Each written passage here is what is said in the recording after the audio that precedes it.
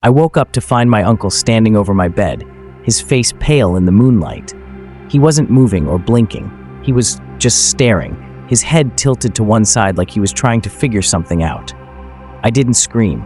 I wanted to, but something about the way he stood there froze the sound in my throat. My uncle Ayuba came to live with us after his wife left him. He was my dad's older brother, but they were nothing alike.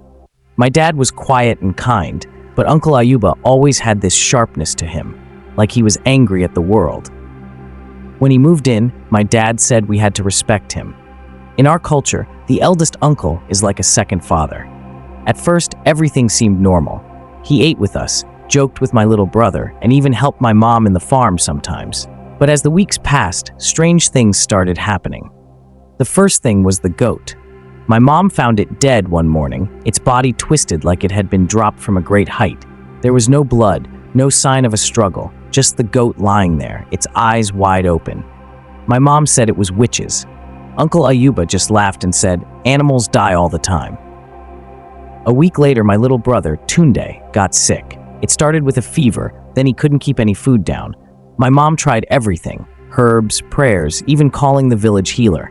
Nothing worked. My dad wanted to take him to the city hospital, but Uncle Ayuba said no. "The boy will get better on his own," he said. But Tunde didn't get better. He just got worse. One night, I woke up thirsty and went to the kitchen for water. That's when I saw Uncle Ayuba sitting by the fire. He was whispering something, his lips moving fast. In his hand, he held one of Tunde's shirts. It was tied in a knot, like a bundle. He didn't see me, so I backed away quietly and went back to bed. But I couldn't sleep. The way he whispered, the way he held that shirt, it wasn't normal. The next day I told my mom. She slapped me. "Don't speak nonsense about your uncle," she said. But I knew what I saw. That night I stayed awake, pretending to sleep. Around midnight I heard the door to my room creak open. My heart pounded as I heard soft footsteps coming closer. When I finally looked up, there he was, standing over me. The next morning I told my dad. He didn't slap me, but he didn't believe me either. "You've been dreaming," he said, but I hadn't been dreaming. I knew what I saw.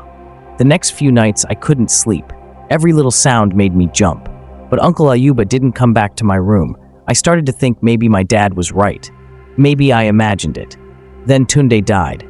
We buried him behind the house, near the mango tree. My mom wailed and tore at her clothes. My dad just stared at the ground, his face blank.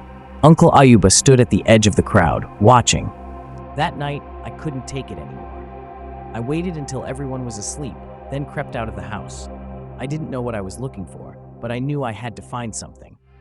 Behind the house, near the mango tree, I saw a small mound of dirt that didn't belong there. I dug it up with my hands. Buried under the dirt was the bundle I saw Uncle Ayuba holding that night by the fire. It was Tunde's shirt, tied in a knot. Inside were bones, chicken bones, I think, and something else, a lock of Tunde's hair. I didn't know what to do.